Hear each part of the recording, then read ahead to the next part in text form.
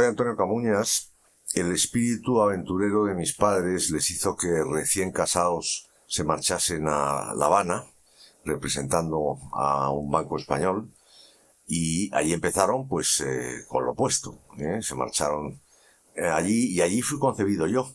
Y ahí se supone que tenía que haber nacido yo. Lo que pasa es que los planes de uno y la realidad no suelen coincidir casi nunca, o pocas veces, mejor.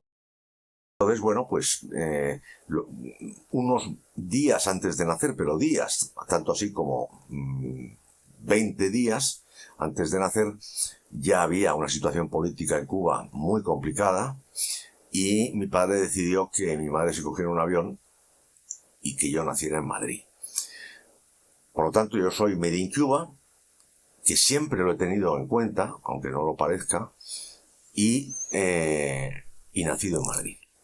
Estoy muy contento de Salamanca, por la invitación de la Cámara de Comercio, y mi historia empieza también pues con un espíritu de aventura, marchándome a Estados Unidos. Yo no tenía una vocación definida en términos estrictamente profesionales. Estudié Derecho, pero acabé trabajando en Wall Street, en principio en el mundo financiero, que no era mi mundo, sin duda. Y eso también me marcó, porque que tú no estás particularmente dotado para algo, te hace buscar sobrevivir con otro tipo de herramientas, ¿no? Y eso marca una parte importantísima de mi vida que luego iré desarrollando. Pero, en definitiva, y por hacer la historia más corta, yo de esa casa de inversiones de Wall Street, de ese banco, pasé a la Cámara de Comercio España-Estados Unidos, a la dirección. Acto seguido, bueno, ahí estuve unos cuantos años, fueron unos años coincidiendo con todo lo que fue la consolidación democrática española. Después monté mi propia empresa, seguía vinculado a la Cámara, pero empecé a vivir entre Madrid y Nueva York, haciendo siempre actividades entre España y Estados Unidos en muy diversos terrenos, incluyendo la promoción de comunidades autónomas, que fue una de nuestras actividades más exitosas. Después de eso, cuando ya montó la empresa, pues la montó de aquella manera, pues como uno empieza siempre. Muchísima ilusión, una buena dosis de esperanza y una mano delante y otra detrás, porque eso coincide con que yo ya me había casado, y conseguir clientes inicialmente pues no resultó nada fácil, pero es cierto que el planteamiento que yo traía era un planteamiento avanzado para el momento que vivía España, que era el momento previo a la globalización. Todavía no se había acuñado el término globalización y yo la compañía la llamé Global Strategies. Luego ya global ha pasado a ser el término global, ha pasado a ser el término de uso común. Durante esos años, pues tuve una serie de clientes a los que les estoy siempre extraordinariamente agradecidos, incluyendo despachos de abogados, algún banco no particularmente grande de entonces.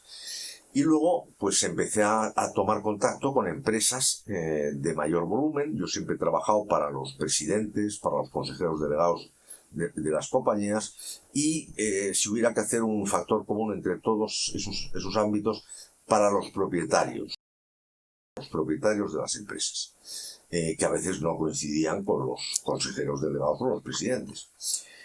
Por azares del destino, porque nunca me lo pude imaginar, en un momento dado me llamaron de Inditex, que Amancio Ortega quería conocerme, le habían hablado de mí, yo me fui allí con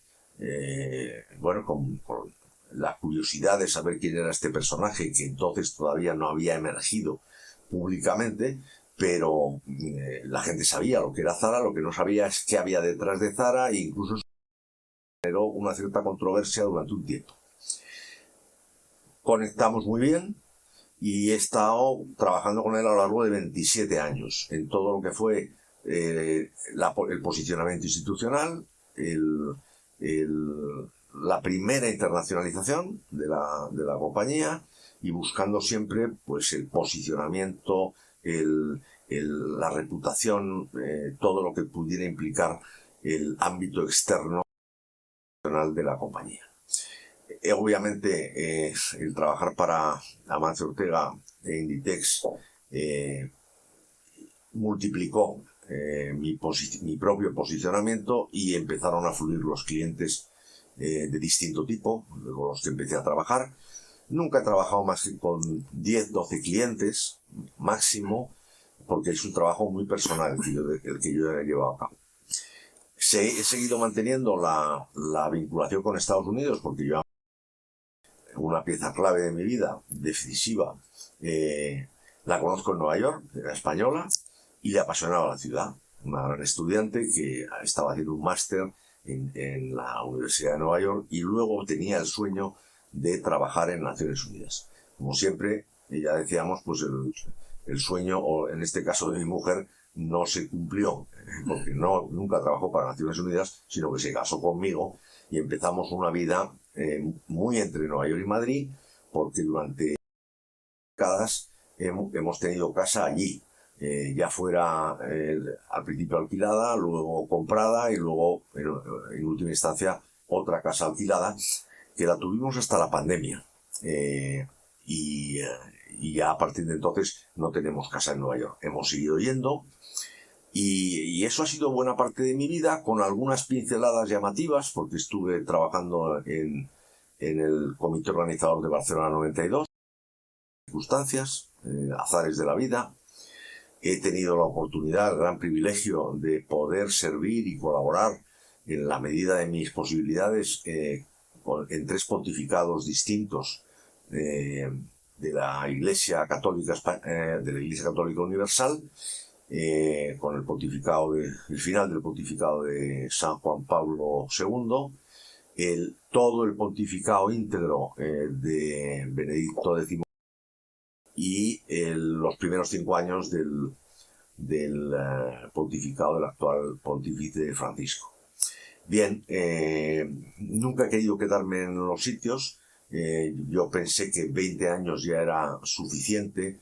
Hay un momento que ya tienes un límite de ideas, o al menos tú lo piensas, ves que hay gente joven a la que hay que dar espacio y dejar que ellos en las siguientes etapas en plena plenitud creativa, etcétera, etcétera.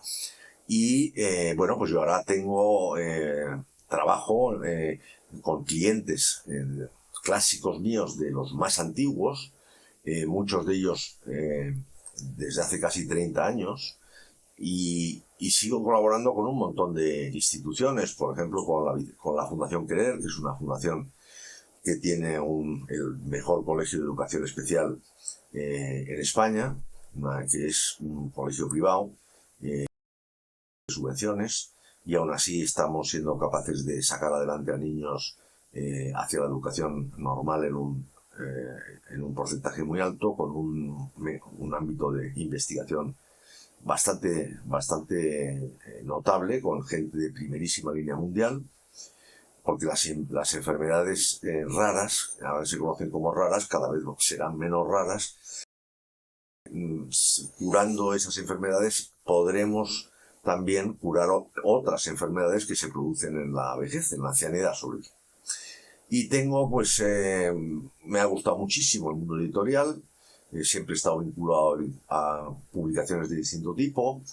He sido consejero fundador del Español, fundador de la revista Política Exterior, he escrito en casi todos los medios escritos nacionales, participo no tertulias, porque en tertulias no, pero en medios televisivos o radiofónicos y audiovisuales. Bueno, será mejor audiovisuales, ¿no?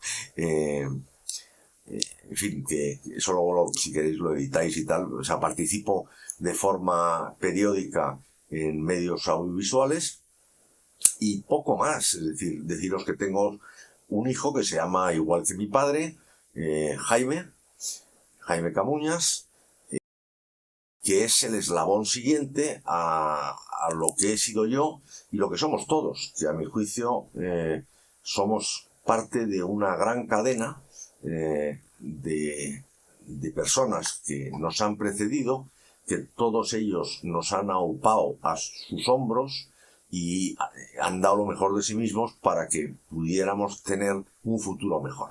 Yo eso es lo que pretendo desde el primer momento también con mi hijo, y nunca sabes por dónde pueden ir las cosas. Por lo tanto, la vida no acaba ni empieza en uno mismo. La vida viene de muy atrás. Hay millones de personas para que nosotros estemos aquí hoy, lo cual significa que compartimos muchas cosas, muchas más de las que nos imaginamos.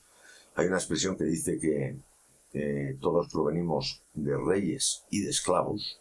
Nuestro linaje se mezcla, y que no puedo contaros mucho más, que la vida se pasa en un suspiro, tal y como estoy observando con el paso de los años, y que espero que la entrevista, el testimonio que yo pueda dar aquí, pues os resulte de utilidad a cada uno en vuestro ámbito profesional y os permita sacar alguna lección valiosa de cara a vuestros planes, vuestras vidas y vuestras inquietudes laborales, profesionales o personales incluso.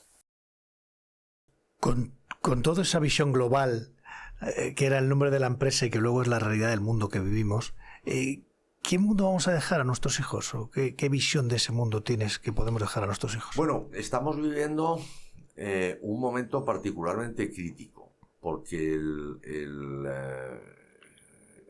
digamos, lo que hemos conocido, el mundo que hemos conocido durante casi un siglo, desde luego desde el final de la Segunda Guerra Mundial, y desde lo que fue el acuerdo de Bretton Woods, que es un año anterior al final de la Guerra Mundial, pero marca la diferencia. Estados Unidos, en ese acuerdo de Bretton Woods, vence su tradicional aislacionismo, porque Estados Unidos, ¿quién le va a atacar a Estados Unidos? Es decir, son unos señores que tienen de todo y que tienen un sistema político elaboradísimo, avanzadísimo, un enfoque económico enormemente productivo, exitoso, etcétera. Tienen un país riquísimo en recursos naturales, en recursos minerales. Es decir, es un país que podría vivir perfectamente aislado. Y es lógico que un país que se funda para huir de un régimen como era el régimen de la Inglaterra del siglo XVIII, que al final pues era un monarca absoluto que imponía a sus colonias pues toda una serie de peajes, etcétera. El sistema americano se funda con una serie de gente que primero huye de lo que consideran es una degradación social religiosa, que son los famosos puritanos, que son los primeros que llegan allí, dentro de que los españoles habíamos llegado muchísimo antes y teníamos la mayor parte de Estados Unidos era española, y de ahí todos los nombres: Nebraska, Montana, por supuesto, Florida, en fin, muchísimas otras, Nevada, no sé si he dicho Nevada, pero en fin, que tienes un montón de topología o toponimia española, y una presencia histórica muy notable, muy notable. Lo que pasa es que llegaron los fundadores de las primeras 13 colonias, que son todas las que están en el en la costa este de Estados Unidos, son Boston, Massachusetts, Nueva York, etcétera, y ahí llegaron los puritanos. Ajá. Y se instalaron con la idea de hacer un paraíso en la tierra, es decir, huyendo de todo lo que es, lo que era, ellos juzgaban como una decadencia grande de la iglesia, etcétera, etcétera. Y luego ya empezó a haber una constante emigración de todas partes del mundo, que empezaron a llegar a Estados Unidos al descubrir que era una tierra de oportunidades, que daba todo por hacer. Hay muchos países en que queda todo por hacer, pero curiosamente en la mayoría raras veces se hace. En cambio, en Estados Unidos se vio que se podía hacer, que se podía avanzar, que era un país de fronteras, es decir, que podías avanzar un paso más allá de las fronteras conocidas y descubrir nuevas cosas. Todo eso motivó una leyenda, la leyenda del pionero, la leyenda de los pobladores, ¿no? La leyenda de los pobladores, la leyenda de... No, pero ya está, los pobladores son los que... Ya posterior. No, los pobladores son los que llegan y se asientan Ajá. aquí. Y cuando ya consiguen tener su sus cultivos y a estar y organizarse, Sí, claro. es el Día de Acción de Gracias. La representación de esa primera emigración es el Día de Acción de Gracias. Qué bueno. De cristianos, etcétera. La segunda inmigración, que ya es de mucho más abierta, y es gente que lo que quiere es descubrir. Los de las 13 colonias estaban en su paraíso particular, pero ahí se dan cuenta que queda un montón de cosas por descubrir y van avanzando terreno. Y la leyenda del cowboy, que del es oeste, hacia el va oeste. más allá del aspecto cinematográfico o literario, es que es como si dijeras el torero en España, es decir, es una figura que todos somos algo toreros, incluso en esta España que está atravesando un momento en el que, derivado de las influencias de otros países, pues trata ya mejor a los animales que a las personas, pues, pero esto es un momento circunstancial, histórico, es decir, España lleva en el alma una serie de cosas que son netamente españolas.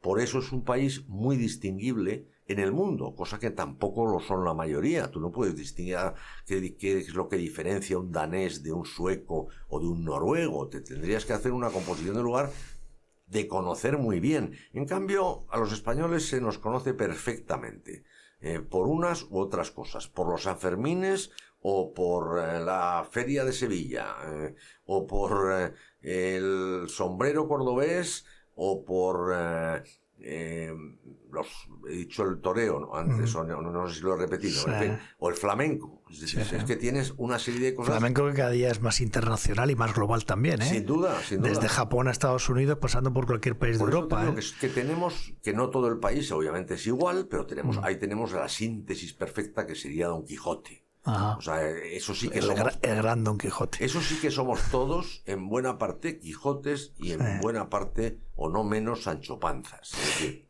tener un pie en cada continente, pues no solamente es país, claro, decimos Nueva York y Madrid, parece que estamos hablando de dos ciudades que evidentemente lo son, pero son dos continentes también muy diferentes, porque hablamos de una historia reciente de éxito, porque no se entiende la historia de Estados Unidos sin el éxito en todos los sentidos, pero hablamos de una historia de verdad historia, de siempre, que es la historia que se ha generado en nuestras tierras, ¿no? En todo lo que es la parte de Europa.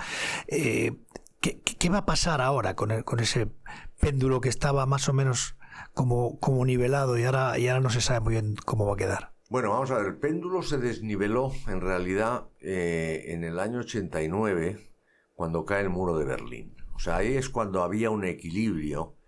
Yo siempre digo que conviene a veces que nos ayuden a mantener el equilibrio y a veces que haya resistencias a nuestra voluntad, a nuestra manera de ver las cosas, te ayuda a no equivocarte. Entonces, qué duda cabe que el mundo de la Guerra Fría, con muchas más ojivas nucleares que las actuales, apuntándose los unos a los otros, era un mundo que, si te pones a pensarlo, era terrorífico. Sí, con medio mundo... Lo fue, lo fue, sin duda. Pero te quiero decir, sobre todo en la parte que estuvo prisionera despóticamente por un sistema comunista, que era una verdadera... No era una dictadura ya, era una cosa... más allá. Estábamos siempre pensando en que alguna vez alguien, bueno, sobre todo de esa parte, ¿no?, daría aquel botón rojo. Luego se cambió por el teléfono y parece que el teléfono rojo compensó al botón rojo, pero todos pensábamos que el botón rojo algún día el botón rojo sigue existiendo. Hombre, no es un botón rojo, como todos sabemos. Evidente. Hoy en día sabemos que es un código que se activa con unas tarjetas, pero tienes que pasar por una serie de filtros antes de que eso se pueda poner en marcha. O sea, ni ha sido botón nunca, y lo que sí es verdad es que el teléfono te ha ayudado a solventar circunstancias críticas que ha habido en algunos momentos, particularmente uno que mencionábamos antes de empezar a grabar, que era la crisis de los misiles, que fue el momento de mayor tensión entre el bloque soviético y el bloque norteamericano. ¿Volveremos a ver ese equilibrio o un equilibrio? Porque ahora lo que uno tiene dudas es hacia dónde se va a mover esa balanza. Bueno, ¿no? Se va a mover seguro. Probablemente cuando se emita este podcast se verá con muchísima más claridad, porque el futuro ha llegado y alguien le tiene que dar el carácter de que ya el tiempo anterior ha terminado y estamos en una nueva era. Yo cuando ganó Donald Trump, esta segunda vez, dije, el futuro ha comenzado. O sea, el futuro ya está aquí. Porque Donald Trump tenía un mensaje tan rompedor, tan anticonvencional a lo que habíamos conocido durante todos estos años anteriores, que evidentemente, podía no haber ganado las elecciones. Se hizo lo imposible para que no las ganara, incluyendo pegarle un tiro en la cabeza. Lo que pasa es que, de nuevo, la providencia, el destino, hizo que un giro levísimo para mirar un gráfico le permitiera esquivar la bala que simplemente le rozó la oreja, que supongo que no es particularmente grato, y cuando tú ves sangre piensas que te han dado en algún lado, y ahí se demostró una cosa verdaderamente llamativa, porque esas cosas no se improvisan, y fue su capacidad para volver a ponerse en pie y lanzar un mensaje de hay que luchar y seguir luchando. Y yo creo que eso fue definitivo a la hora de ganar las elecciones. Me parece súper interesante el hecho de ver, cómo queda el mundo, pero ese último mensaje de vamos a luchar, ¿no? Ese mensaje de fuerza, me parece que está faltando en algunas partes. Me voy a tratar de explicar. No me gustan nada de los mensajes apocalípticos.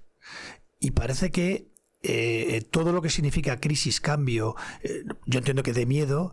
Yo entiendo que dé miedo muchas veces a los que mandan, porque pueden ser los menos beneficiados cuando se mueven las cosas, ¿verdad? Pero esos mensajes apocalípticos de vamos a ir haciendo un kit y de todas esas cosas, en fin, que me parecen casi... Bueno, eso estoy totalmente de acuerdo contigo. De hecho, tengo la impresión... Es decir, va a cambiar el mundo, vale, pero no estamos diciendo que el mundo se hunde porque viene una pandemia que va a matar a todas las personas que vivimos en él, sino que va a haber unos cambios. Entonces, ¿por qué siempre se vende desde ese apocalipsis? Bien, porque los gobiernos que hemos conocido hasta ahora han ido perdiendo legitimidad. Es decir, la gente pues confía menos en ellos por distintos motivos.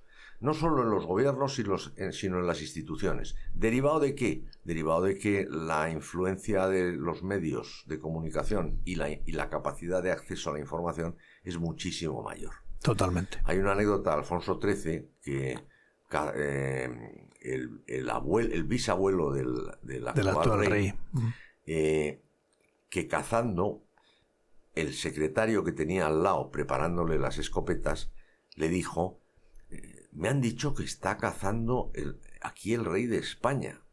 Y entonces le dice, sí, está. Y dice, ¿me lo podría luego señalar quién es? Si no le importa. Sí, sin problema.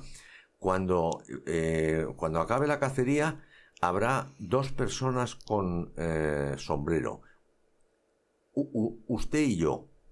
Entonces él no entendió a lo que se refería inicialmente. Sí. Pues claro, es que todo el mundo se quitaba el sombrero delante del rey. Y él, como no sabía que estaba con el rey, no se lo iba a quitar. Claro, evidente. Entonces, pero estamos hablando que no es hace tanto tiempo. Es decir, la gente no conocía físicamente a los reyes. Sí, la comunicación en los últimos 20, pero los últimos 10 años ha cambiado de tal manera que yo creo que ha condicionado la vida en general, pero desde luego la política, ¿no?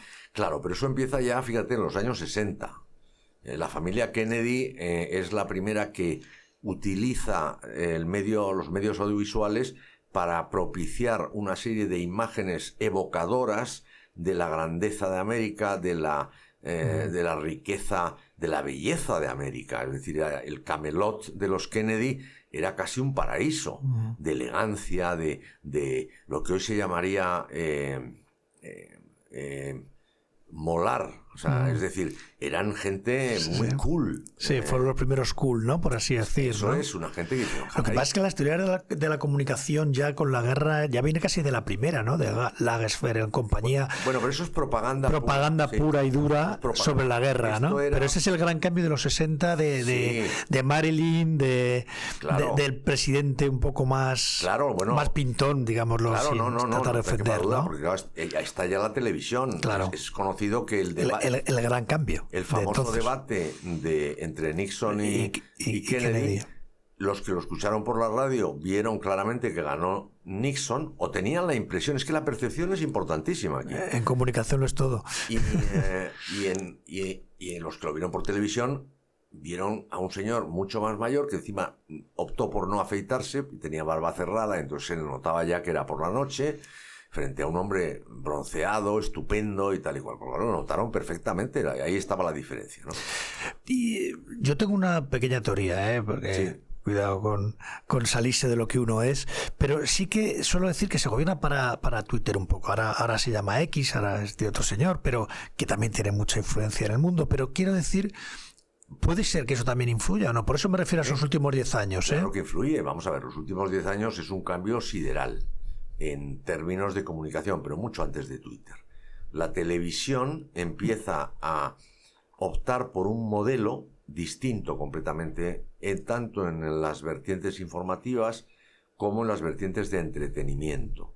La gente ya se cansa del paraíso, o sea, de la idea de tener que aspirar siempre a una cosa que en realidad no era real, porque tampoco se vivía así, ni vivía así todo el mundo, con esa pulcritud, con eso, están bien vestidos. Ahora eso lo hemos pasado a las redes, ¿eh? No, entonces se opta, es como todo, hay épocas. Y de ese mundo se opta por un mundo más que refleje mejor la realidad.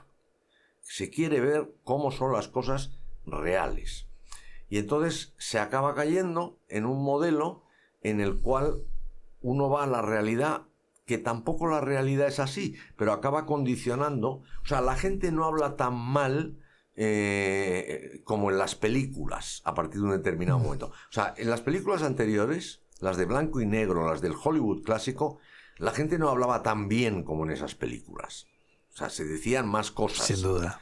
Pero, y luego hemos pasado de ahí a que tampoco se habla tan mal sí, como se oye en los programas de televisión Sin y duda. en los concursos, donde además se empieza a aplicar un principio. Porque como ya tienes de todo, o sea, antes era que te tocara el coche.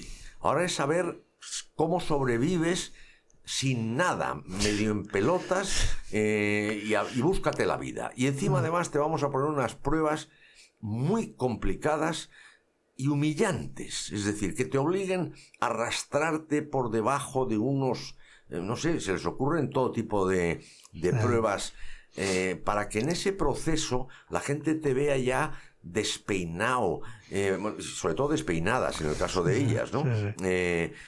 Sin maquillaje, abrasados por el sol, que les veas el proceso de adelgazamiento que sufren, que en algunos casos parece casi propio de un campo de concentración, pero todo eso es voluntario, y todo eso se paga. Eso se llaman todo lo que es el mundo de los realities.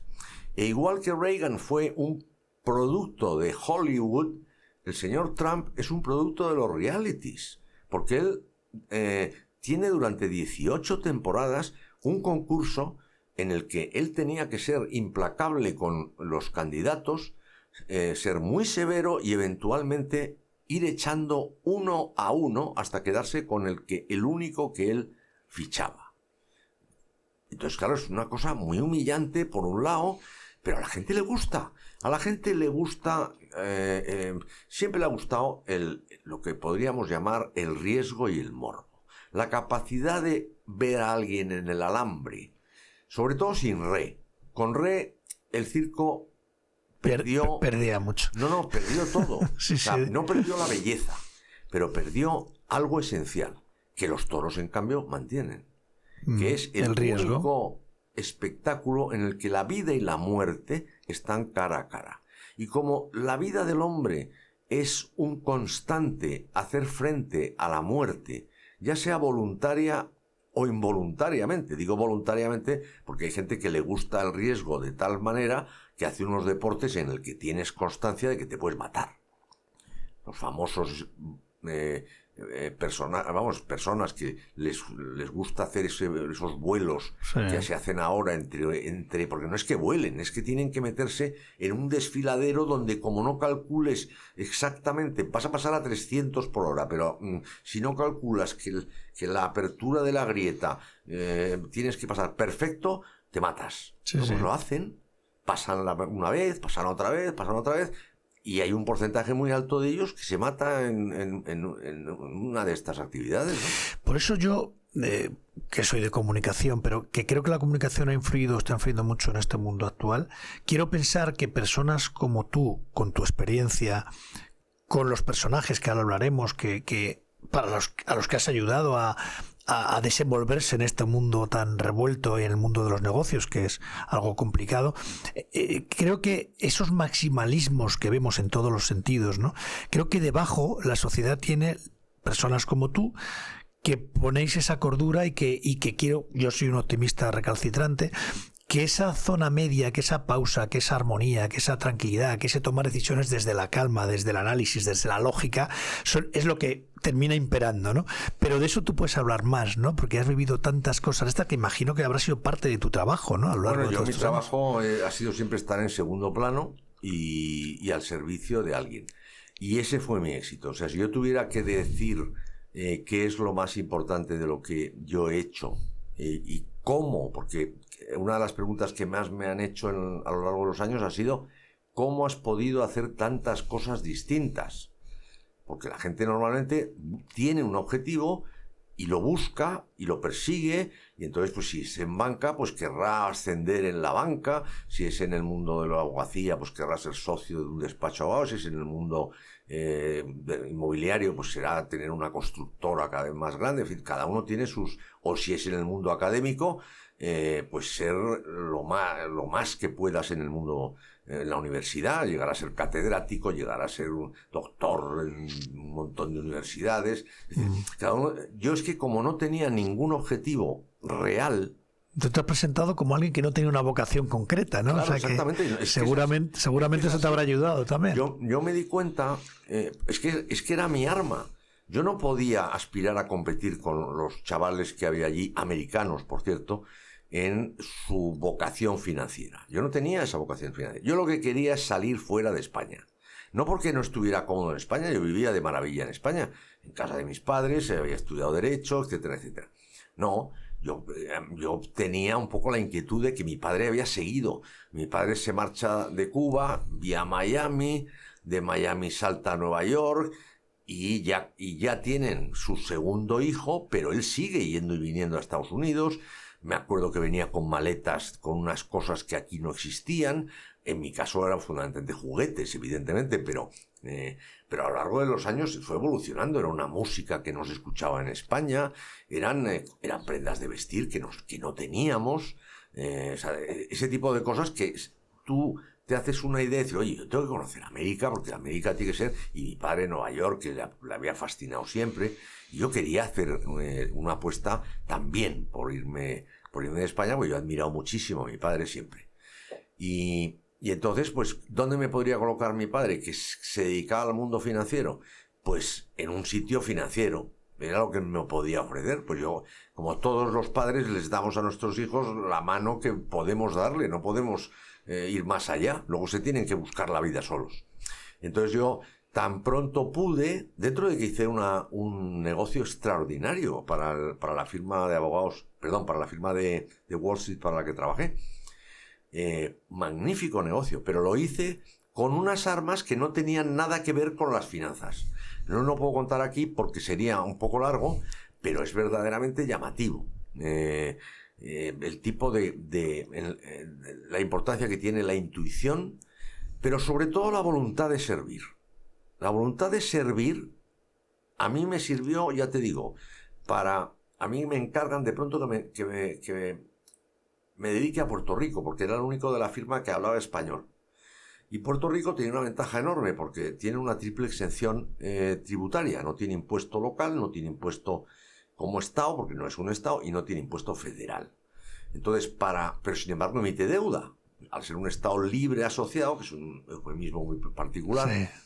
Es lo que buscaría ser Cataluña en España, por ejemplo. Estado libre asociado, eso es perfecto. Todo lo mejor de España tienen. Lo tengo y lo que puedo generar para mí. Me lo quedo yo. Esperemos que eso no lo veamos ninguno de nosotros, porque eso es destruir la esencia de España. Pero bueno, eso es otra materia. El caso es que me encargan Puerto Rico, resulta que en Puerto Rico hay elecciones. Hombre, algo de intuición, cuando lees y tal, tú dices, yo creo que va a ganar siempre están con... Ahí la batalla es quién quiere ser estatalista, quiere ser un estado más de Estados Unidos, y quién quiere ser libre asociacionista, quiere mantener este estatus. Yo opté por el candidato libre asociacionista, y tal y como se hacen las cosas en América. O sea, después de haber analizado, estudiado, también un golpe de intuición, de que a veces la intuición, ese primer feeling que tienes, es el que vale. Luego empiezas a saber más cosas y más cosas. Yo mantengo que la ignorancia es un activo muy importante. Y luego, si llegamos a eso, te contaré por qué. Fenomenal. Pues nada, pues tomé contacto con el ámbito político. En América se mueve todo en estos esquemas de levantamiento de fundraisers. Es decir, tú vas a... Entonces pues, van por las distintas ciudades, entonces las comunidades puertorriqueñas se reúnen para escuchar al candidato de su partido. Y entonces yo empecé a ir allí, y en una de estas galas que había, porque era una mezcla de cena con lo siguen haciendo exactamente. Sí, igual, sí. Entonces, modelo americano, vaya. Pues caigo al lado de un señor que me pide un favor que no tenía nada que ver ni con política, ni con economía, ni con nada de nada, pero que yo le podía ser útil, y para él me dijo que era de las mayores ilusiones que le podían hacer. Y yo me ocupé de que esa ilusión de ese hombre, encantador, que nos llevamos muy bien desde el principio, porque también eso cuenta, ¿no? Hay una cosa de naturalidad, de simpatía natural. Le pude hacer ese favor, ganó el candidato que quería mantenerse como Estado Libre Asociado, por lo tanto fue gobernador de Puerto Rico, y nombró a este amigo mío, que yo no sabía ni que tenía carrera política, porque yo le conocía personalmente, secretario, va a parecer de todo el esquema de sanidad, de aguas, o sea, toda la parte, lo llaman, energía y es que es una especie de medio ambiente, pero incluía todo el tema energético. Ajá. Y todo el tema hidráulico, es decir, de los sistemas de agua, de purificación de agua, mantenimiento, canalización, suministro. Power and Sewer Authority, la secretaria de ese departamento. E íntimo amigo del que nombran gobernador gobernador central, es decir, el Banco de Puerto Rico. Y resulta que ahí tenían... No parece mal contacto, ¿no? No, pero yo no sabía nada de esto. En esa cena yo lo que le dije es que le podía ayudar a un favor que para él era muy importante, y que era una cosa absolutamente emocional referida a su hija. Ya no voy a ir más allá, porque tampoco... no se puede desvelar la historia siempre entera. Conviene mantener algo siempre oculto. Era algo que le hacía ilusión a su hija, porque su hija se ponía de largo. Y entonces yo se lo pude favorecer, y para él fue una cosa como si me debiera la vida, vamos, una cosa que le hacía mucha ilusión. Bien, entonces el Banco de Puerto Rico, resulta que había una especie de monopolio de otro banco desde hacía como 15 años. Pero el nuevo gobernador, al ser íntimo amigo de este señor, dijo, hay que cambiar, aquí hay que renovar y tal y cual, y nos dieron la opción de competir. Y ganamos. Entonces pasamos de nada, yo pensé que íbamos a tardar 3 años o 4 años en establecernos en Puerto Rico, una oficina, que nos conocieran. En menos de un año y pico habíamos hecho ya todo eso. Con lo cual, de alguna manera, yo me quedé sin trabajo, porque ya no podía competir en los estados americanos con mis amigos, colegas de firma. El servicio fue definitivo. Cogemos la Cámara de Comercio. Entro en la Cámara de Comercio porque hay un concurso, porque se produce una vacante. Yo conozco a un chico catalán absolutamente...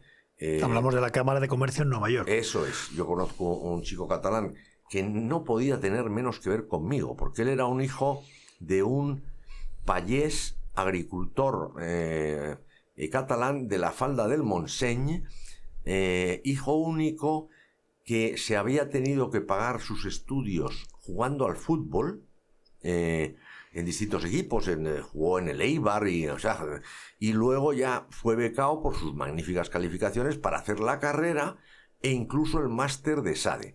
Se llamaba y se llama Miquel Sebastià.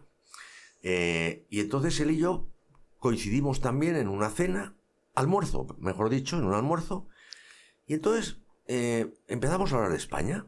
Y entonces resulta que veíamos España de manera muy similar.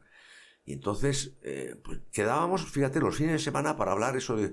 Era una España muy vibrante, era una España que había demostrado al mundo todo lo que había sido capaz de hacer. Una transición impecable entre una dictadura y una democracia, un ejemplo de lo que había sido un liderazgo extraordinario de don Juan Carlos I,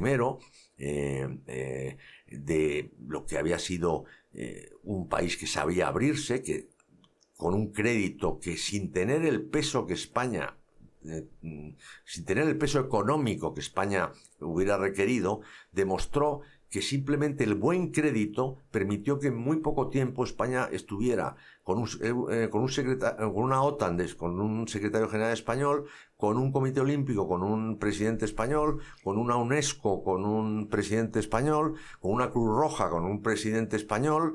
Curioso. Es que hubo una auténtica ola de reconocimiento, y luego dimos un ejemplo magnífico a Centroamérica, particularmente, donde hubo muchos países que justo después optaron por el modelo español de una transición pacífica y forma parte de lo que se conoció como la tercera ola de democratizaciones mundiales, y eso lo inicia España.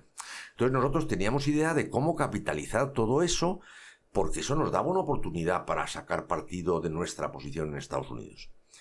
Entonces se produce esta vacante en la Cámara y hacemos un trabajo conjunto que ya te digo que primero fue una cosa informal y luego ya quedábamos los sábados a trabajar y a hacer parte de nuestro proyecto, y eventualmente ganamos el proyecto. Y fuimos a una Cámara que en una situación extraordinariamente precaria, con una sola línea telefónica, se había tenido que cortar el Telex, no había fax todavía, por falta de pago, es decir, una situación muy precaria. Pero nosotros teníamos grandes ideas, entre ellas la de irnos al Empire State Building, porque considerábamos que era el símbolo de Nueva York por antonomasia. Evidente, ¿no? Bien, pues nos ayudó mucho la circunstancia de que España estuviera en un momento álgido, y nos sirvió muchísimo, una vez más, ponernos al servicio de todo el mundo, de un lado o de otro, para fomentar algo tan importante como que la gente se conozca. Si la gente no se conoce, es casi imposible que ocurra nada. Entonces, ese primer contacto, ¿sabes? Para hacer negocios, tú siempre vas a hacer negocios antes con gente que conoces que con gente que no conoces de nada. Entonces, conocerse es muy importante. No, yo quería justamente retomar eso, perdona que interrumpa. Que interrúmpeme cuando quieras, pues se supone que es una cuestión de buen hacer, ¿no? Periodísticamente saber interrumpir, pero es muy interesante lo que dices, pero sí quería traerlo precisamente a lo que somos nosotros, ¿no? Que hablábamos de la Cámara de España en Nueva York. Somos una cámara de comercio, estamos en un mundo complicado, estamos en una zona un poco aislada, la comunidad más grande, donde hay ciertas dificultades de todo, de transporte en esta misma ciudad, de mover esa economía, y me quedo con dos cosas muy importantes que me gustaría resaltar y retomar por ahí, ¿no? Que son, para hacer negocios, has dicho algo tan importante como tener vocación de servicio. No todo el mundo que monta una empresa a lo mejor la tiene y luego eso cuesta. Y también el hecho de las relaciones humanas. Yo creo que son parte, ahora hay que saber de todo, porque como somos casi todos pymes, ¿no? Casi todo lo más importante de la economía española la sustentan las pymes, pues a lo mejor no se tiene tiempo para todo, y el pobre empresario, el autónomo, tiene que aprender un poco de todo, de finanzas, de redes sociales, de marketing, de comunicación y de todo, ¿no?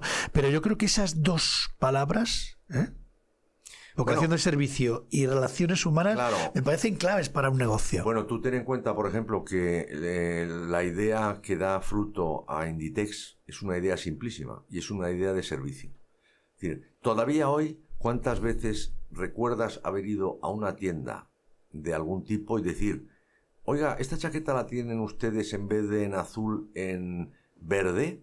No, la tenemos en granate, la tenemos en no sé qué, la tenemos en no sé cuántos. Pero y y se despide de ti muy encantado, poniendo las manos en el mostrador. Lo siento, muchísimas gracias, vuelva cuando quiera. Eso es lo que había pasado siempre. Pero de pronto un dependiente que se pone al servicio, que tiene que estar al servicio del cliente, hace una cosa tan simple como tomar nota de, oye, me han pedido 4 veces, en su caso las batas, las famosas batas de Boitinet, aunque era una camisería, es decir, era una tienda, no sé cómo calificarlo, si porque eran tiendas distintas, no eran corseterías, pero ahí tenían un poco de todo, pero la camisería englobaba todo un ámbito que se ve todavía en las provincias españolas. Es ropa, tienen zapatos, tienen cosas de casa, tienen... Bueno, entonces él hace una cosa... Las tiendas que se van cerrando, tristemente, muchas de ellas. Claro, pero en buena parte... bueno, el mundo ha cambiado demasiado, pero lo que te quiero decir es que la idea clave es decir, me han pedido 7 batas y ayer otras 4 del mismo color. Y yo se lo he dicho al dueño, y el dueño, como ya ha comprado el pedido la temporada anterior, que han venido los representantes de los fabricantes, dicen, oye, las tenemos en esto, y usted elige. Entonces tú eliges tu stock. Claro. El que tú crees que vas a vender, para no quedarte luego con un almacén lleno de cosas que no ha comprado nadie. Eso se puede escalar. Es decir, el Corte Inglés, que es una compañía extraordinaria, y bueno, y todo el mundo, hasta la llegada de Inditex, hacía un ciclo que venía del año anterior. O sea, y luego lo que tenías que hacer era publicidad para decir que esta primavera se va a llevar el color que me interesa. Se va a llevar el color que yo tengo en el stock. Y te lo voy a meter por los ojos a través de una serie de imágenes, modelos y tal. Porque los colores ámbar son los que se van a llevar, fíjate tú, en verano. Qué casualidad. Cambiabas de una cosa a otra. No, este año es el ámbar. Claro. Bueno, pues por eso Inditex no hace publicidad. Porque no está orientado a venderte lo que ellos quieren. Están orientados a darte lo que tú quieres. Ellos hacen una primera colección de salida basada en las tendencias que interpretan que es por donde va el mercado, y a partir de esa colección empiezan en tiempo real ya. Antes se hacía por la noche, antes a las 9 de la noche había una sala de faxes muy grande y empezaban a vomitar los faxes, el papel térmico que había, porque te mandaban un report de cada tienda de lo que se había vendido. Entonces tú decías, caray, aquí se ha vendido todo esto, aquí se ha vendido todo esto. No se está vendiendo esto, no se está... Entonces luego cruzabas datos y decías, hombre, pues no se está vendiendo a lo mejor en Nueva York muy bien, pero en Londres se está vendiendo de maravilla, con lo cual, para Londres, lo que no se ha vendido en Nueva York. Segunda cosa, en el ámbito nacional igual, de pronto había cosas que en Sevilla se vendían fenomenal, pero en Zaragoza no había manera de venderlas, pues las de Zaragoza para Sevilla o viceversa, o las de Salamanca donde haga falta, es decir... Ese era un poco el planteamiento. Pero siempre se ha actuado bajo demanda. O sea, sin stock. Con una capacidad productiva enorme. Y una capacidad logística espectacular. Que nunca hubiera sido capaz de decidir alguien con conocimientos sobre la materia. Y ahí voy a la importancia de la ignorancia. Cualquier personaje, me da exactamente igual, el hombre de Harvard más capacitado para establecer centros logísticos en el mundo, te va a decir que Galicia es probablemente uno de los peores sitios en términos de comunicación. Absolutamente. Tiempo atmosférico, capacidad de acceso por carretera, es decir... Dificultades muchas veces en los aeropuertos, con el clima, el viento. Te están desviando permanentemente a uno de los 4 aeropuertos que tienen. Entonces dices, claro, va a montar usted eso, y el señor, el especialista, te diría que ni se te ocurriera, que estás loco. Y por lo tanto, normalmente la gente sensata dice, pues no lo voy a hacer. Pues me lo ha dicho el especialista, que consultor de cualquiera de las grandes consultoras y encima me han cobrado una lana por decírmelo. Claro. Pero estaba más certera. Este señor no lo sabía. Tampoco sabía, o sea, alguien español, medio normal, dice, no, es que yo le quiero hacer la competencia al Corte Inglés. Y tú le dirías, pues lo vas a tener muy difícil. El Corte Inglés es una fuerza de la naturaleza, que es parte de la esencia de la España contemporánea. Sin duda. Que tú te vas a enfrentar a un monstruo. Él no hizo nada, él ha admirado toda su vida al Corte Inglés y lo sigue admirando mucho. Pero a nadie se le hubiera ocurrido ni siquiera pensar que el Corte Inglés, o sea, tú se lo dices a alguien que no tenga eso en la cabeza y dice, hombre, pues en cuanto vean que sacas la cabeza, te van a hacer una presión para mantenerte a raya. Ya sacarán ellos otra cosa que tú no vas a ser. Y además tienen, bueno, no te puedes imaginar, te van a meter unas demandas porque van a decir que tú no puedes, como tienen influencia en los ayuntamientos, no te van a dar licencias para abrir las tiendas. Es decir, lo que pasó en Italia. Nosotros en Italia cometimos un error gravísimo, que es que nos asociamos con un grupo italiano, muy conocido, de ropa.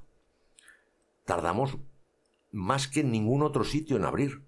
Y hasta que nos enteramos que eran ellos los que controlaban cada manzana de la ciudad donde decidimos que íbamos a abrir, que era Milán, pues pasaron unos cuantos años. Tuvimos que romper esa asociación e irnos con otros, pero nuestros socios eran los que impedían que nosotros pudiéramos. No había manera de conseguir un local en todo Milán. ¿Sabes lo que te digo? Nada, imposible. Sí. Bueno, vamos a buscar aquí, que aquí parece la Galería Vittorio Emanuele. No, tampoco se puede. Es una cosa imposible porque no sé qué. Y eran ellos los que nos estaban boicoteando. ¿Es tan apasionante un personaje como Mancio Ortega o es solamente porque, como hablábamos antes del morbo, al no darse a conocer, y claro, lo que ha generado, evidentemente, pues el personaje ha crecido? Vamos a ver. Mancio Ortega tiene dos cosas que para mí son excepcionales y por lo tanto podrías decir que apasionantes, en la medida en que es muy poco normal. Es muy poco normal que alguien con tamaño éxito y tantísima proyección en el mundo entero no se vea afectado en su vida diaria un ápice. Nada. Hace exactamente la vida que él ha querido hacer siempre y que llevaba haciendo cuando yo le conocí. Hombre, su casa es mejor, no vive en un piso vivía en una zona buena de La Coruña, pero claro, no es la casa que tiene ahora, pero tampoco la casa es algo que digas, la casa la ve todo el mundo. Si tú vas a La Coruña, pasas por delante y dices que las casas que tienen las vidrieras estas clásicas, las galerías coruñesas, y dices, ¿y cuál es la casa de Ortega? Entonces inmediatamente el primer pariente te dirá esa de ahí. O sea, que no hay, y va por la calle y va a su club y está con sus amigos y toman un huevo frito que les encanta, tal, y hace la vida absolutamente normal. Todavía trabaja, hombre, va más tarde, ya no tiene que ir a primera hora. Es un hombre que ha viajado como un animal. Entonces, primero, eso me parece excepcional.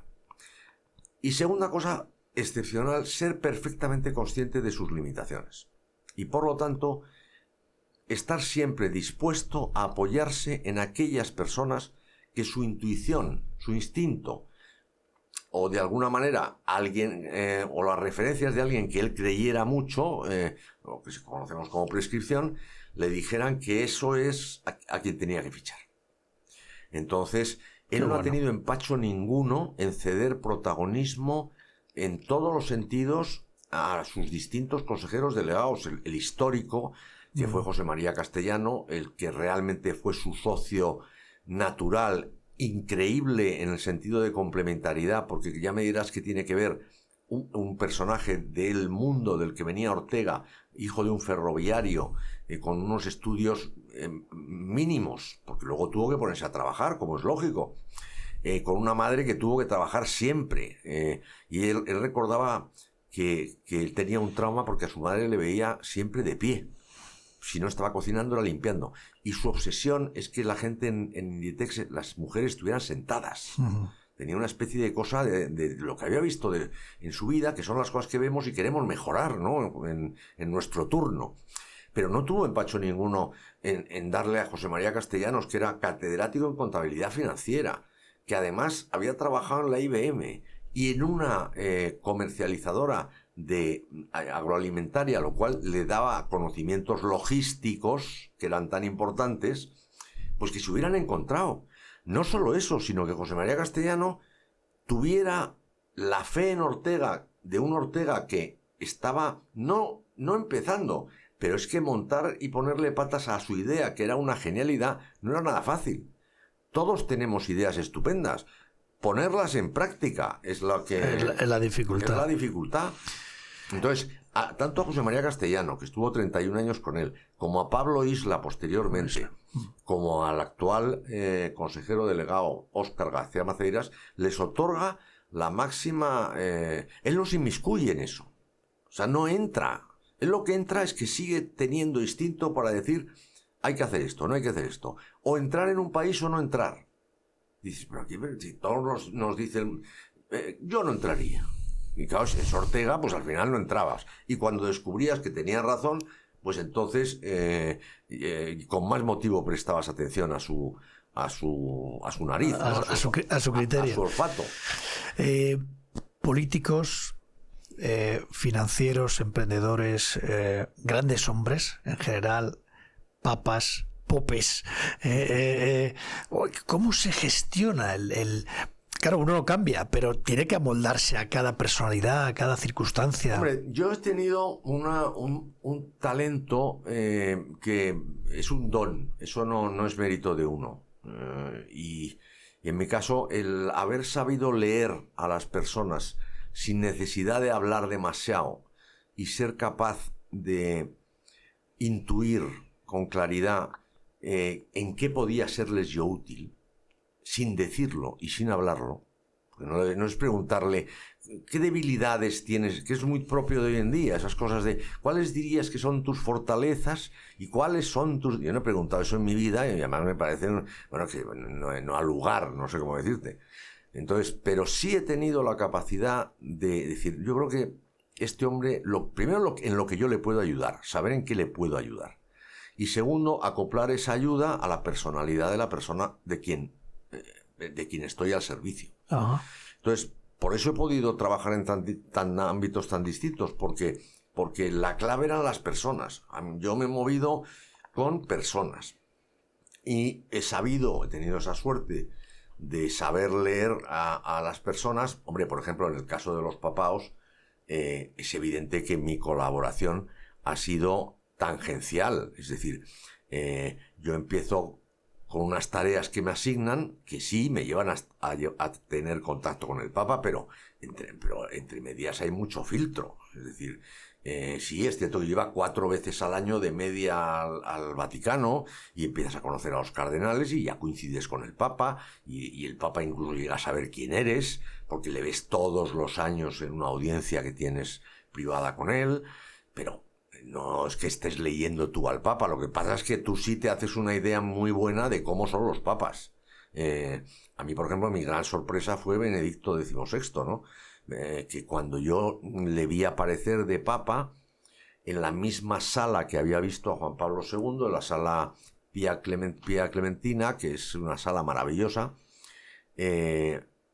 dije, yo no sé si este hombre va a ser capaz de llenar los zapatos. ¿Sabes la expresión, no? Sí, sí. De llenar los zapatos de Juan Pablo II. Eran dos perfiles tan distintos, ¿verdad? Tan distintos. Totalmente. Pero te diré que para mí es un papa que me ha subyugado.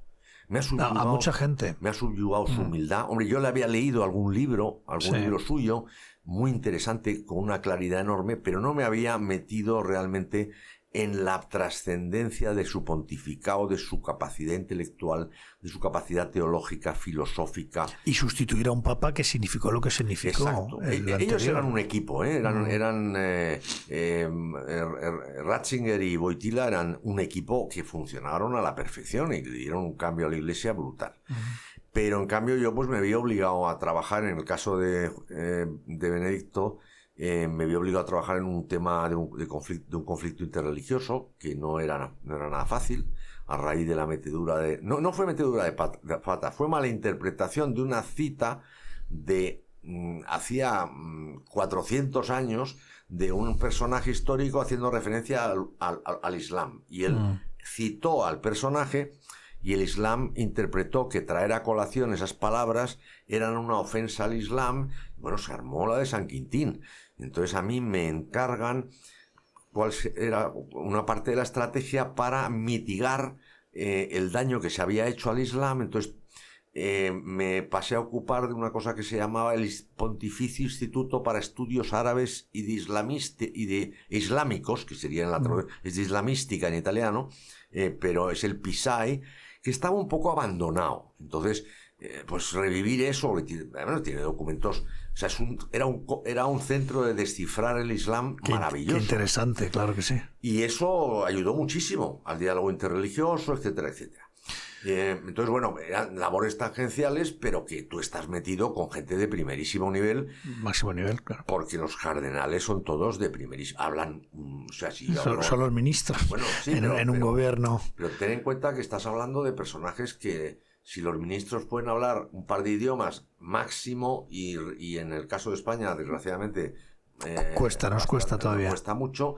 Ellos hablan 9 y tienen 4 carreras, son médicos, doctores en filosofía, abogados y teólogos. No sé si y el otro es ingeniero, teólogo, o sea, gente verdaderamente extraordinaria, preparada, sobresaliente, ¿no? Sería, yo creo que sería una falta muy grave si no termináramos hablando un poco de aprovechando que estás aquí, y te agradezco que has accedido a participar en este porque sería tremendo no tratar de que de tu larga experiencia y de lo que eres como consultor, porque eres un consultor básicamente, ¿no? Sí, o lo has sido a lo largo de toda la vida, un asesor, un consultor, ahora se llama mentor. Bueno, subalterno parece que es algo menos, pero me parece que tu nivel está... Yo todavía no he sido mentor de nadie, he sido siempre asesor al servicio de alguien. Pues que nos hicieras un poco una pequeña consultoría de... Somos una tierra, como hemos dicho antes, lo hemos dejado casi solo apuntado, con algunas dificultades. ¿Qué le podemos recomendar al empresariado más de la zona, más de Salamanca, más de Castilla y León, que estamos en esas dificultades, para que pegue un estirón? A veces aquí nos quejamos de que a lo mejor el asociacionismo cuesta, o el unirse más, o un poco desde fuera y con tu experiencia, ¿qué podríamos contarles? Bueno, pues de entrada que cada vez hay menos excusas para poder mantener un discurso, aunque se fomenta mucho, porque políticamente se le saca rédito al discurso del victimismo. Es decir, sí, es cierto, uno puede nacer en Salamanca o en sitios ignotos. Salamanca está a hora y pico de Madrid, es decir, al lado.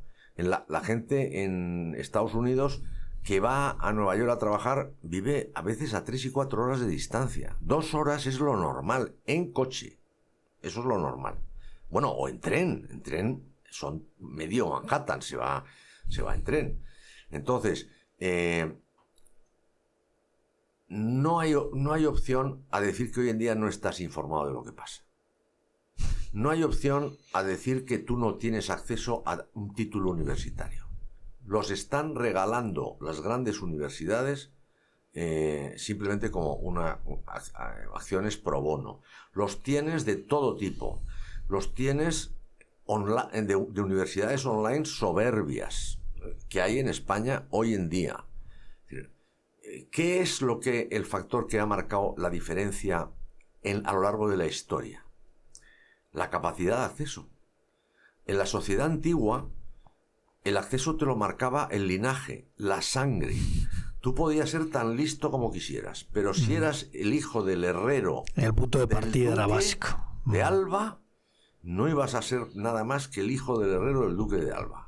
Toda tu vida. Y tu familia solo podía aspirar a ese linaje.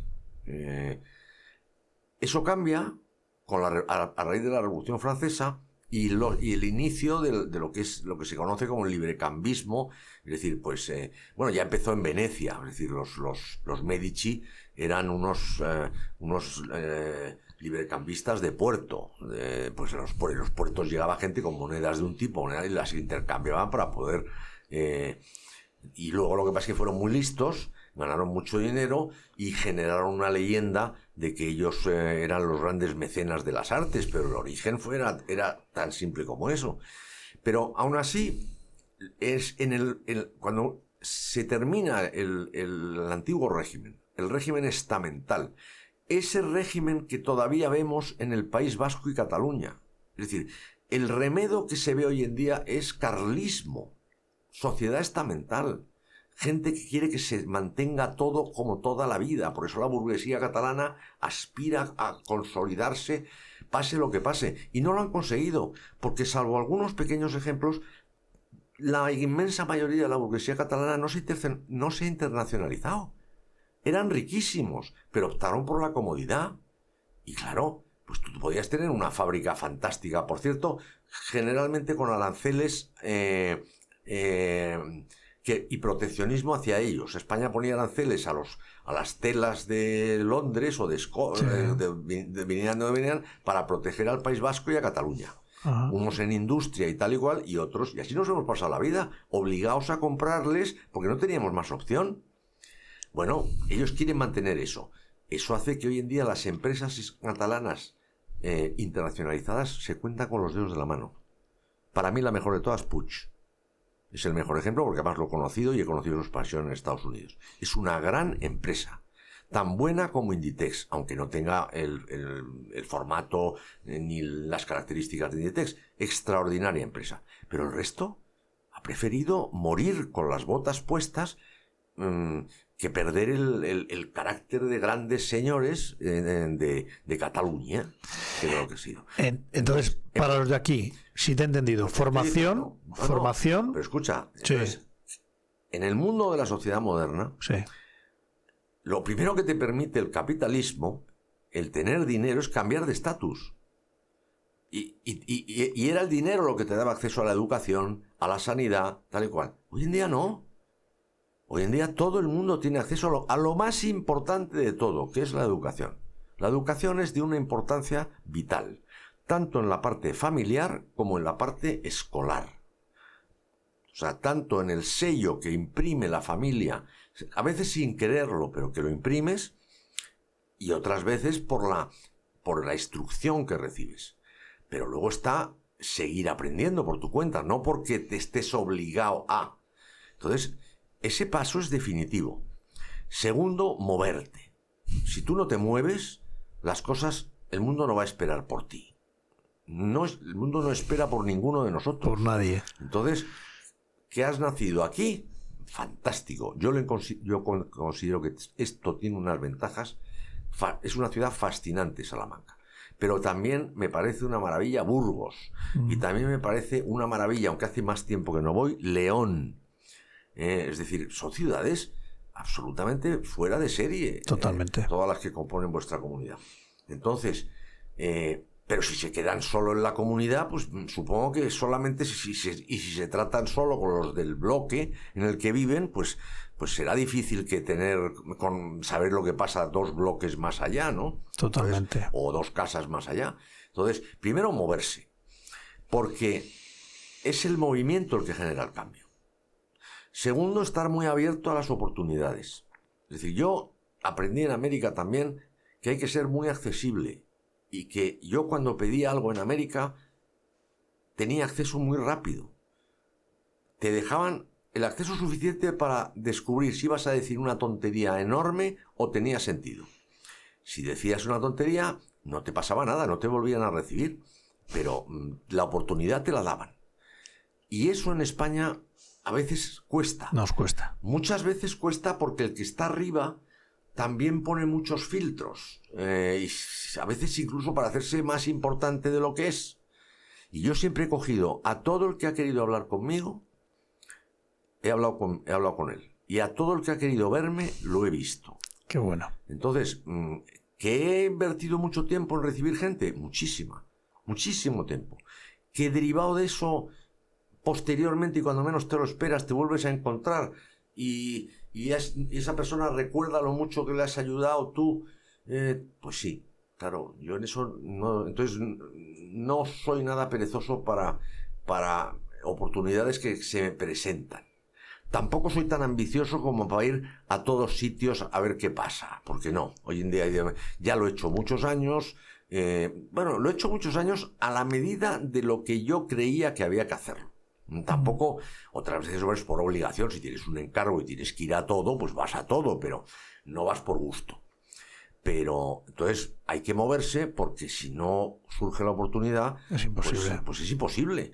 Y luego tener la mentalidad abierta, y que la esperanza, nosotros nos movemos entre dos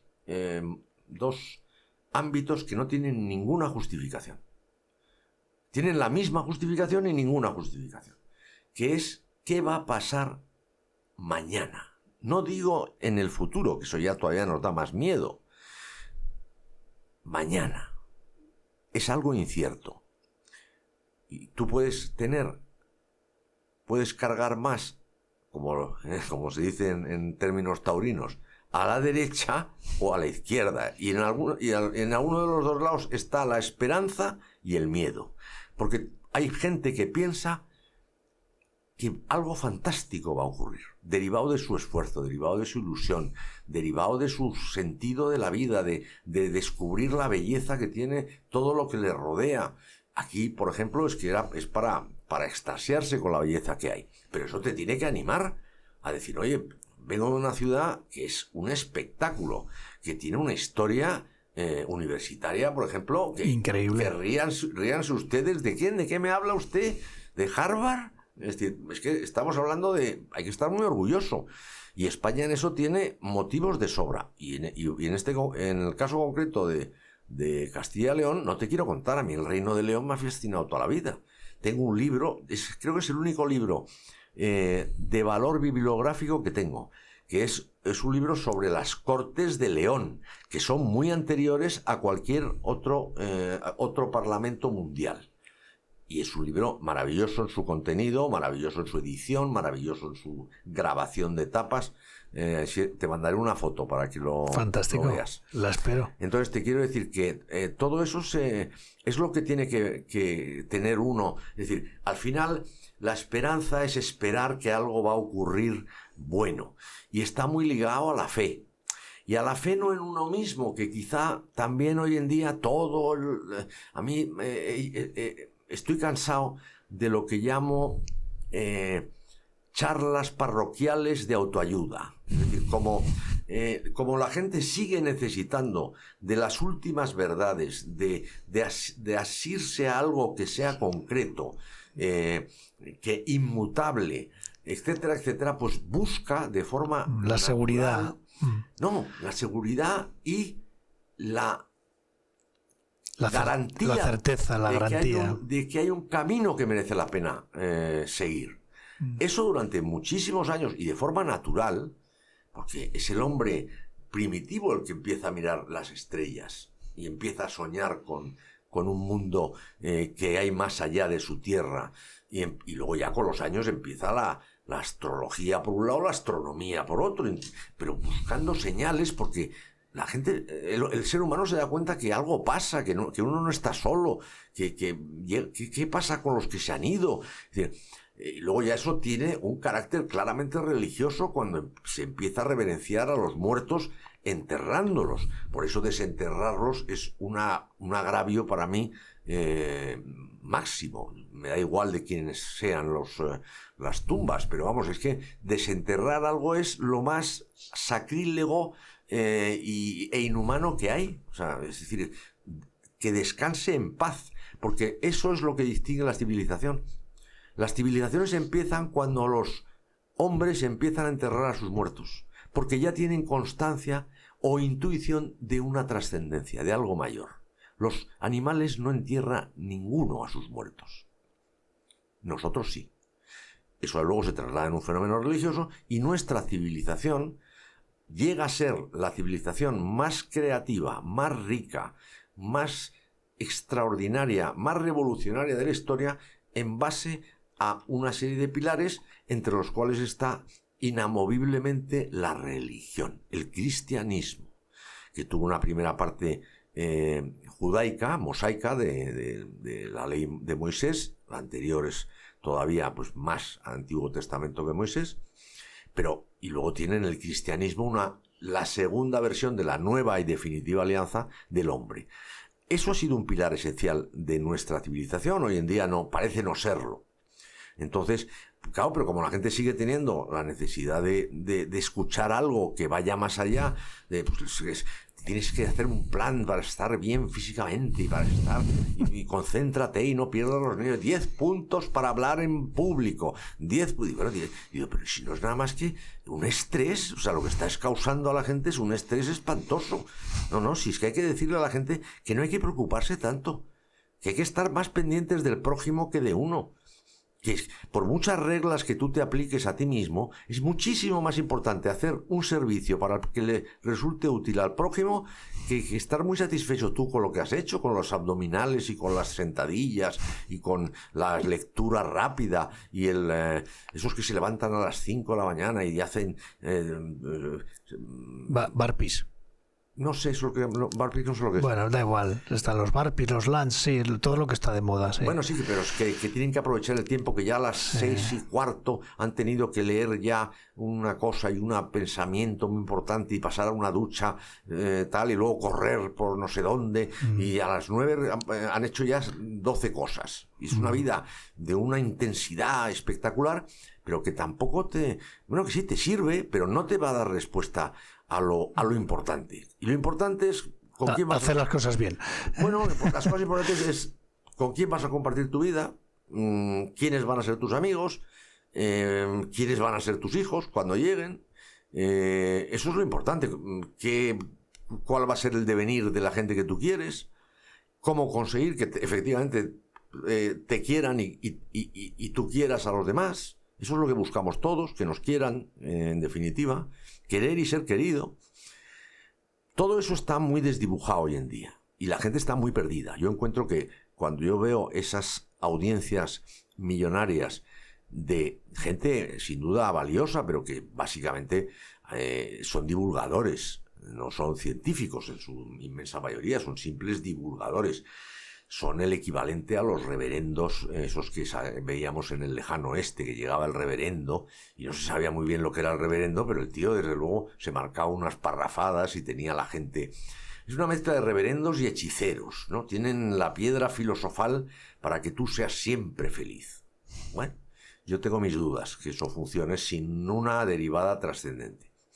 Pero eso lo descubres viviendo y estando abierto también a las experiencias que vives, a lo que te llena y a lo que eventualmente no te llena, que es en apariencia lo contrario de lo que nos están vendiendo hoy en día. Hoy en día se te vende que hagas lo que te dé la gana. Bueno, hacer lo que te dé la gana es la antítesis de la libertad. Hacer lo que te dé la gana es no hacer lo que no puedas hacer o no tengas que hacer. Esa es la verdadera libertad. Entonces, dentro de que hay una sociedad muy equivocada, hay una sociedad que también defiende una serie de cosas. Hay una sociedad que ve las cosas muy claras y tiene los principios y prioridades perfectamente definidos. Y nadie puede alegar como motivo para lamentarse que nació en una familia muy pobre. Porque Amancio Ortega es más pobre que ninguno de los que hay hoy en día en España. Hoy. Siguiente caso. Todas las grandes fortunas americanas que están en las famosas las 7 magníficas. Dime quién ha heredado algo. No ha heredado nadie nada. Han empezado en un garaje, el otro en un no sé dónde. O sea, ¿cuál era la fortuna de Elon Musk? ¿Dónde estaba la fortuna del señor Zuckerberg? Es mentira. Lo que pasa es que luego, cuando ya son millonarios, se produce el fenómeno de la envidia. Claro, no, esto lo ha conseguido, no sé qué, no, mire usted, este señor no tenía absolutamente nada. El señor Steve Jobs no tenía absolutamente nada. Por cierto que luego tampoco te vales tener de todo cuando te mueres a los 50 y tantos años. O sea que hay que poner los órdenes de prioridades también en línea, ¿no? Porque dejarte la vida en una cosa que eventualmente puede ser muy corta, en base a todo, en base, entre otras cosas, a hacer ejercicio en exceso. Por ejemplo, forzar demasiado. Es que no tenemos sentido de la medida. Es el gran problema que tenemos. Que siempre o nos pasamos o nos quedamos cortos. Y eso tiene una traslación también política, histórica, es decir, personal. Rara vez conseguimos estar en el punto que realmente consideramos que deberíamos estar. Porque si estás muy confiado y eufórico, normalmente te pegas un pasote, a menos que te descuides. Y si estás muy más entristecido o menos esperanzado y tal y cual, pues entonces tiendes a flagelarte innecesariamente. O sea que es ni una cosa ni la otra, ¿no? Entonces estar muy abierto y tratar muy bien a todo el mundo, creo que es esencial. No hacer nada que sea inmoral, nada, a ser posible, nada. Y desde luego nada que implique, hombre, yo te diría, no traspasar la línea. Hay una serie de líneas que uno jamás debe traspasar. Jamás. Por ejemplo, en mi caso, un ejemplo sería, en términos profesionales, la corrupción. O sea, hay un mundo que yo nunca he querido pasar al otro lado porque estoy seguro de que si pasas a ese lado ya no vuelves a tu mundo. Entras en una nueva dimensión y todo empieza a tomar un cariz distinto. Por lo tanto, tener miedo, o sea, alguien hablaba de la valentía de ser cobarde. Yo he sido en ese sentido muy cobarde. Yo no me he atrevido nunca a tomar droga. Nunca. Y la droga ha fluido a mi alrededor, te puedes imaginar, en Nueva York, por todas partes. Bueno, luego resulta que en España también, pero yo es que tampoco me fijaba en eso. Entonces, es una mezcla de que he tenido una especie de veladura para no enterarme de una parte de lo que estaba pasando y luego tener muy claro que si la intuición de que si iba a dar un paso en falso, prefería no darlo. En terrenos que yo creo que son definitivos. O sea, y hay toda una caterva de ámbitos que podrías integrar ahí. Eso hay que evitarlo a toda costa. Aunque parezca que es un atajo para conseguir algo tal. No. Todo se paga. Todo se paga. Y las facturas llegan una detrás de otra. Y lo peor es que no llegan periódicamente. Dices, este mes que esto lo he hecho mal y me llega la factura. No. Las facturas se acumulan. Y cuando menos te lo esperas, te llega un mazo de facturas y dices, hombre, por Dios, pero he comido yo tanto, me he tomado tantas Coca-Colas. Pues sí, aquí están las facturas. Entonces no puedes pretender que no te lleguen las facturas, te van a llegar seguro. Con lo cual intenta evitar hacer las cosas mal, porque es que se paga. Hay una frase que creo también definitiva en mi manera de ver las cosas, que es la idea de que Dios perdona siempre. El hombre algunas veces y la naturaleza nunca. Tú vas contra la naturaleza te la devuelve. Es que es imposible. Intentar ir contra la naturaleza es algo que tiene un coste. Bueno, pues el hombre tiene libertad para poder transgredirla. Pero vamos, menos mal que no tenemos la libertad, por ejemplo, para mover un poco la órbita de un planeta. Que si pudiéramos lo haríamos. Seguro. Porque lo que te quiero decir es que el hombre donde llega, básicamente, en buena parte estropea lo que toca. Porque ya me dirás si los paisajes... Salamanca no es un caso, pero te voy a decir...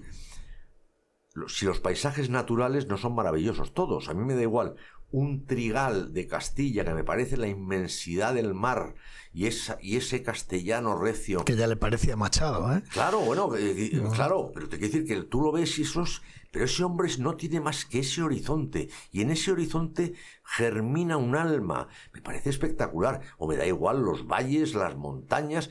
La perfección de la naturaleza. O el mar de Sorolla, es una maravilla, es una maravilla. No, el mar de Sorolla no logra reflejar el mar de verdad. O sea, nadie consigue, ni a través de la pintura, ni la fotografía, ni el cine, reflejar de verdad la belleza de las cosas. Todo es más bonito en natural. Entonces dices, llega el hombre, pues montas no sé qué, te has cargado de pronto un paraje idílico, has decidido que vas a hacer el algarróbico, ese, como se llame, y dices, ¿cómo hacen ustedes eso? Pues el hombre tiene esa capacidad de que entre la mezcla de la ambición, el hacerlo a toda pastilla, no pensarlo, el alcalde, yo qué sé, pues dar el permiso, a lo mejor a través de una mordida o lo que sea, tal y cual, sale una catástrofe. Entonces dices, bueno, y en ese terreno, pues tú todo lo que experimentas que vaya contra natura de lo tal, pues claro, tú la naturaleza la dominas hasta un punto. O sea, no puedes pretender que sin desviar el cauce de los ríos, porque eres muy ecologista, las ciudades entonces no se vayan a inundar. Pues mire usted, no, es que la fuerza de la naturaleza puede contigo. Y en el fondo la vida es una fuerza de la naturaleza. Y los tiempos que vivimos son una fuerza de la naturaleza, que tenemos que aprovechar para ir con ellos. Es decir, ponerte del lado en el que va la ola. La ola está siempre, el mar no para de romper olas. Tú lo que tienes que conseguir es navegar la ola, pero navegar la ola bien. O sea, lo que no tiene sentido es jugar en contra de las olas permanentemente. Porque las leyes del mar te dicen que si tú te enfrentas a las olas permanentemente, te vas a agotar antes o después. Pero las olas pueden contigo. Entonces, oye, yo creo que hay una serie de principios que a poco que la gente lea, y lea además cosas básicas. Por ejemplo, un libro que a mí me parece importantísimo. Es el libro que yo recomiendo siempre, Los intereses creados, de Jacinto Benavente. A veces en la vida, ni aunque dos personas se quieran y estén dispuestas a casarse, puede ser posible si no es por el interés de toda una serie de personajes que le rodean. ¿Y cómo conseguir que todas esas personas estén interesadas? Pues es la esencia en buena parte de la vida, de cara a conseguir pues que tu negocio prospere, que tu familia pues pueda en un momento dado tener acceso a una serie de cosas. Es decir, no te creas que es tan difícil. Yo lo que he tenido la suerte es que como yo no buscaba nada en particular, no podía decir que he fracasado en nada, ni tampoco puedo decir que he tenido un éxito brutal. Yo he tenido un trabajo que es como si dices que eres el peluquero o el sastre de toda una serie de personas. Pues hombre, sí, les conoces a todos, tratas con todos, les conoces pues hay cosas personales que no conoce el resto de la gente, y tú sí. Pero yo no he pretendido hacerme rico con Amancio Ortega en el sentido de pues, voy a invertir yo también en... ¿Tú sabes la cantidad de veces que me han llegado propuestas que no eran... que muchísimas, miles. Que no eran ilegítimas, ¿eh? Es decir, tengo un edificio... Oportunidades. Otros hubieran visto oportunidades, vamos. Bueno, pero es que no hubiera pasado nada, porque no era ilegal. O sea, tengo un piso en Gijón, de mi madre, que vamos que tal, el piso entero, en pleno centro de tal. ¿Os puede interesar a Inditex? Pues mira, habla con el responsable del sector inmobiliario para las tiendas, que era una persona específica, Moncho Reñón, y todo él decide, claro. Yo no hubiera cometido ninguna ilegalidad. Si digo, hombre, me parece fantástico, pero yo te lo recomiendo. Si se vende, me das el 3%. O sea, eso es perfectamente legal. Lo que pasa es que yo no he querido que nadie me pudiera poner la cara colorada o sospechar que yo podía estar detrás de esa venta o podía estar... No. Que me aprovechaba, que utilizaba... Nada, imposible. Porque yo estaba en mi sitio para lo que me habían contratado. Punto pelota. Entonces, eso tiene sus ventajas. Me ha permitido una independencia mayor, me ha permitido una tranquilidad de conciencia mayor y me ha permitido hacer la vida que yo quería hacer. No he tenido grandes hipotecas en ese sentido. He tenido otras hipotecas. Pero bueno, yo he logrado con creces más de lo que me podía haber imaginado nunca. Con lo cual estoy satisfecho. Mi objetivo ahora fundamentalmente es haber logrado transmitir a mi hijo pues todo esto que te he contado a ti y que he contado a la audiencia, que lo haya visto en casa, que yo creo que en buena parte es ya una realidad, que sepa interpretar lo que él ahora no puede interpretar, porque cuando uno es hijo, y no puedes asumir lo que es ser padre. Eso tienes que serlo para asumirlo. Por lo tanto, que toda este periodo que él no es consciente y que espero que pueda ser muchos años, de ser hijo y tener la sensación de que siempre hay unos padres que te van a querer incondicionalmente. Siempre hay unos padres que te van a primar a ti que a ellos. Tengas la edad que tengas. Siempre hay una casa a la que volver. y siempre hay un dormitorio en el que dormir y siempre hay un plato en el que comer, pues que eso espero que dure muchos años. Pero en todo caso, que los que duren, él haya interpretado correctamente lo que nosotros, mi mujer y yo, hemos querido transmitirle, para a su vez afrontar el camino, pues en el fondo habiendo aprendido, es decir, que el eslabón esté más pulido. Él va a ser otro eslabón más, pero si el eslabón se va puliendo, parte de la esperanza que tiene que tener uno, al contrario que, por ejemplo, los americanos en esto son muy de yo, es decir, son ellos los que tienen que triunfar, son ellos los que tienen que tener éxito en todos los terrenos, son ellos los que, todo lo tienen que ser ellos. Y dices, hombre, nuestra tradición, aquí la cosa es que somos familias y venimos, pues como te decía antes, sobre los hombros de otros. Y la vida dura muy poco, te lo dice todo el mundo a medida que vas cumpliendo años. Entonces, lo que tienes que aspirar es que tome nota de una chuleta que dejes ahí en el eslabón para que el siguiente eslabón mejore y aprenda sin necesidad de tener que sufrirlo. Es cierto que muchas cosas, por mucho que las enseñes y te las digan, las tienes que vivir. Pero hay otras que tú lo has visto y la referencia al ejemplo de tus padres es definitiva en determinados momentos de la vida, ¿no? He sido malísimo en matemáticas. Puedo decir que de las pocas cosas que me sé de matemáticas es una frase de Pitágoras que dice que el principio es la mitad de todo. Si no hay principio, no hay nada. Sé que he dicho y he desarrollado esta teoría a lo largo de la charla, pero creo que es importante saber que sin principio no hay nada. Con el principio recorrido el 50% del camino, que no es poca cosa, que dos seres humanos se encuentren, se conozcan, es ya un paso de gigante. Y luego deciros que eso es un principio de Pitágoras, lo cual es extraordinariamente... Vamos, que Pitágoras no es así un señor que no supiera de qué estaba hablando. Y luego hay que tener en cuenta otra cosa muy, muy importante, que es que la teoría funciona siempre menos en la práctica. Ahí hay un mensaje más irónico, pero que es verdad. Es decir, uno tiene que vivirlo, no solo leer sobre ello y pensar en la parte teórica. Hay que lanzarse a la aventura y confiar en que siempre hay un camino, siempre hay una manera de salir de la circunstancia en la que estemos. Costará más, costará menos, pero siempre hay camino. No te puedes cerrar las puertas tú mismo.